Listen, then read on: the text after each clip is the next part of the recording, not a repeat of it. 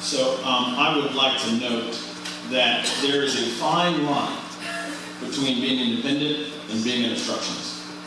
And I am not endorsed by, I'm endorsed by only one city commissioner. I have never worked for a city commissioner. And I think it's important for us to understand the difference between being independent and being an obstructionist. And I will never use my seat on the dais to gum up the workings of our city government and to stymie progress here in the city, because there are certain decisions that need to get made here. And if you do not have an alternative point of view that you can put forward, some sort of positive vision, then it's really important that you do it. So that's my take on that issue. Thank you, Mr. Joseph.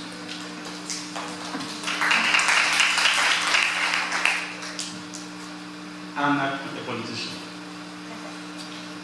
Many people who know me, they know I'm a public servant. I serve the public. I work so hard with anybody else. They always get perfected. But I never get anything from them. But you know why? I choose to be a good citizen. I'm a very independent person. I work for everybody, and I serve everybody. If I become the city commissioner, one thing I can promise you, to listen to you, to follow your advice, to work with you fairly, openly, and then now is the time to start thinking about I. We need to talking about us. You know, this election is not about Republicans, it's not about Democrats. It's about you guys. Remember, you have a power. It's the time for you guys to start to use it. So one rebuttal, Mr. McCoy. Can't let it go to waste. That's right. So, I'd like to comment on two things. The best way to find out if people are independent or not is to go on the city website and look up their treasurer's reports. Some people are very committed to having a very broad base of support of regular residents in the city in small amounts so that you're not beholden to anybody. That's a good thing to look for. The other comment I'd like to make is in regard to the idea of divisiveness, or we should all work together and we shouldn't gum up the works. I've heard this every time that I've run, and I find it quite interesting because it sort of implies that what we really should have is a commission that operates in lockstep, and we all agree. That's not the point why commissions were set up with multiple members. You want different viewpoints, you want different knowledge, you want different communication around the city. That's what you want. Thank you. Thank you very much.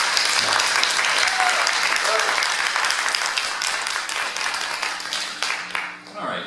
We have question 16. We'll start with Ms. Easy and go to Mr. McCoy.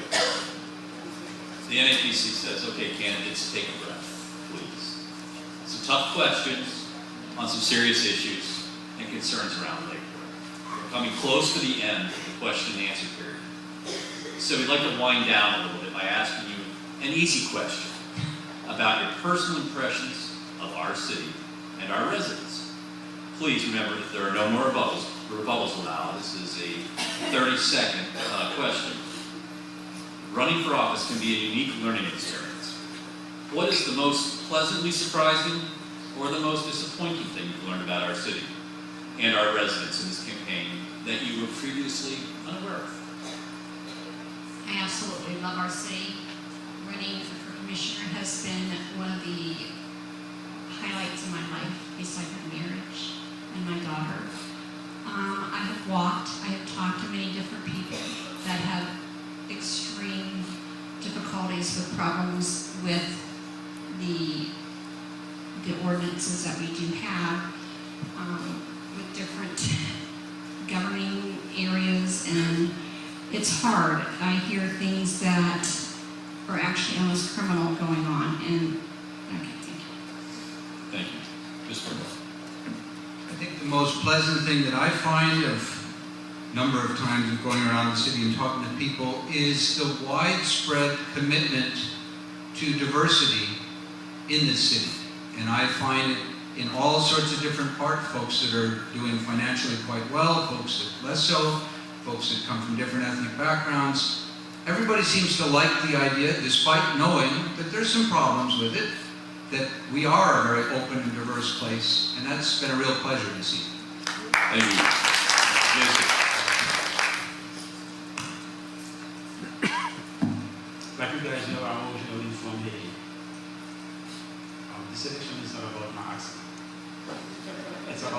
what you can do for the city. And many of you know me, anything happen in the city, William always around. And early in the morning, William's always around. I'm not the person who show up for the picture. It's about you. It's about my children. The biggest thing that I'm fond of the city, in South area, there's too many countries. Thank you, Jacques. So, in running for this office, you get an opportunity to speak with so many different people who you perhaps never would have met in the normal course of life. And, in the process of campaigning, I have been impressed by the fact that this city's greatest assets are not on this stage right here. They're in the audience, they're in our neighborhoods, they're in our businesses. They're the people who live and work here and who are committed to living in Lake Worth and making it a great place to live. And so that has been, the most wonderful thing that I've continued to affirm throughout this process. Thank you. Thank you, Ms. Whitty. I'm blessed. I knocked on a door, I met Patricia Donaldson. She opened the door, she said, I want you to come on in. And in her little studio apartment, right there in the middle of it all, her name was Gloria King, 90 years of age, dying in hospice. And I bonded with Patricia Donaldson, and I made a promise I'll be there, I'll help her. See, Gloria King has no children, she's all alone, no husband, no family. That's what we do. To reinforce that, that's what we do. Mr. Robinson. I've pedaled my bicycle up and down a few of the neighborhoods, and I've really enjoyed talking to face-to-face a lot more than I enjoyed debates and public speaking. And so it was a real pleasure to find out the positiveness that real people feel. They appreciated the effort to communicate, and I look forward to communicating to all of you after the election. Thank you. We got a wrinkle tonight. The candidates know this one's coming. Oh, did we have? Start. I think we started. All right. Everyone got their in? Got in. Okay. Something new that the NAPC wanted to try this year. All the candidates are going to have the opportunity to close a statement in a few minutes. Before then, there's an important question. Oh, is there an important question we've overlooked that you would like all the candidates, including yourself, to answer? Please frame your question, requiring a simple yes or no response. No rebuttals will be allowed for this segment, and all answers must be simply yes or no.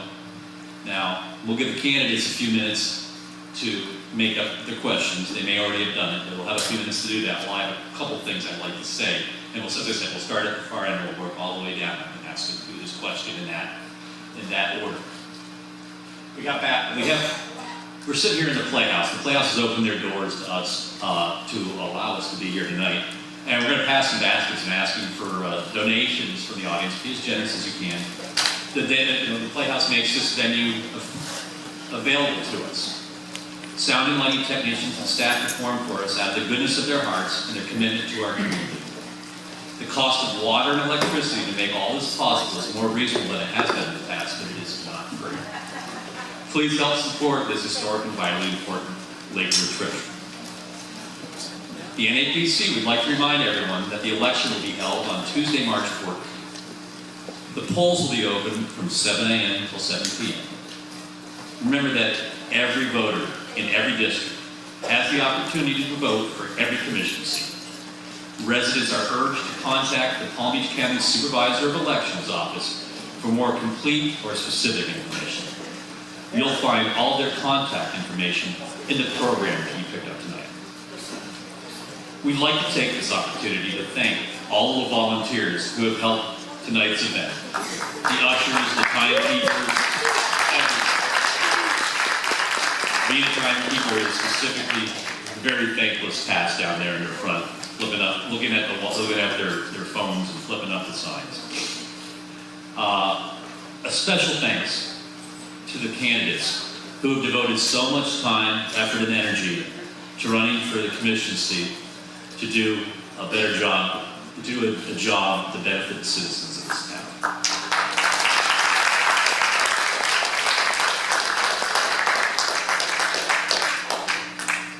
NAPC, are we ready for the final questions? Please proceed. Excuse me? That's why I asked that question. I can't see past the first few rows, but I figured you might need a few more minutes. And maybe the candidates need a few more minutes. In the meantime, I'll butt in and say, please give a big round of applause to our moderator, John Paxton.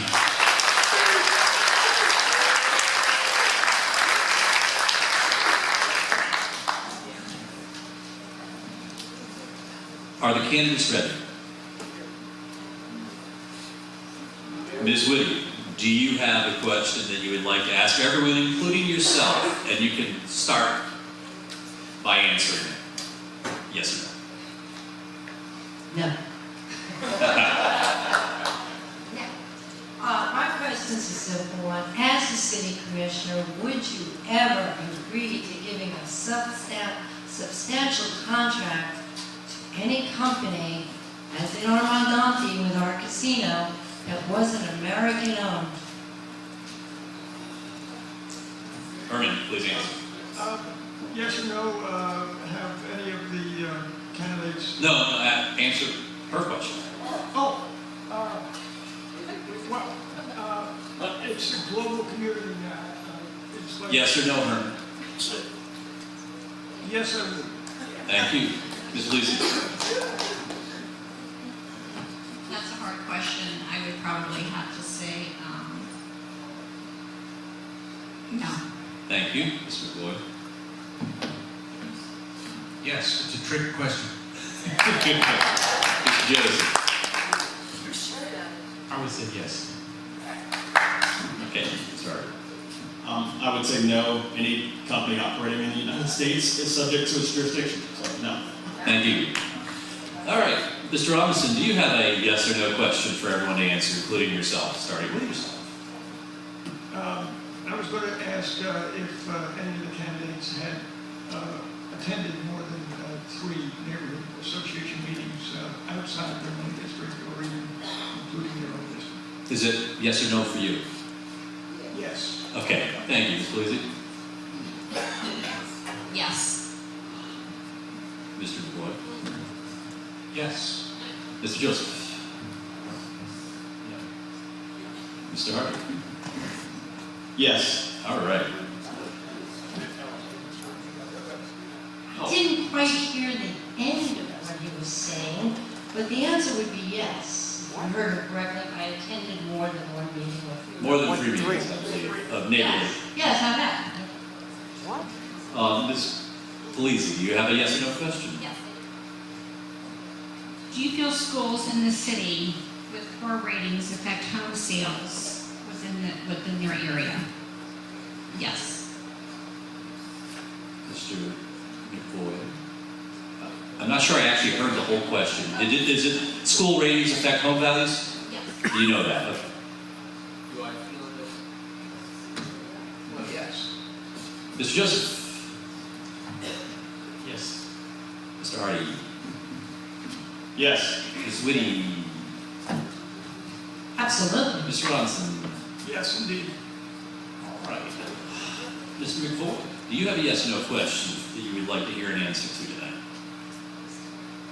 I do. Absolutely. You get one? Next time. Do you feel the commission has strongly sought out and listened to broad public input in its decision-making processes over the last several years? Yes or no? No. Mr. Joseph? I would say no. Mr. Hardy? Depends on the definition of broad, but I would say no. Okay. Ms. Whitty? No. Ms. Robinson? Regretfully, no. Ms. Felice? No. Mr. Joseph, do you have a yes or no question you'd like to hear everyone answer? You get the answer first.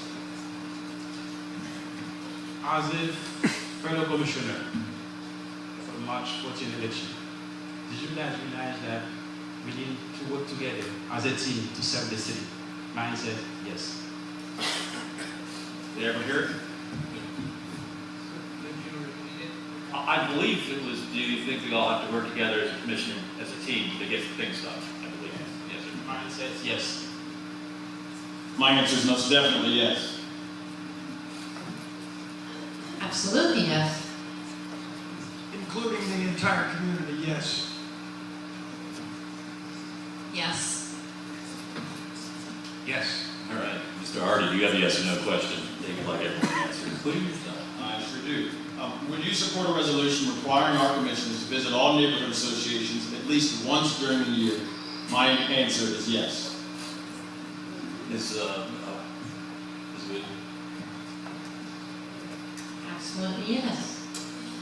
Shouldn't be a requirement, but I wish it would. Yes. Sure. It's one of my promise to you guys. Yes. All right. All the candidates are particularly ready to do your 4-minute closing statements. We'll start here and roll down to the end.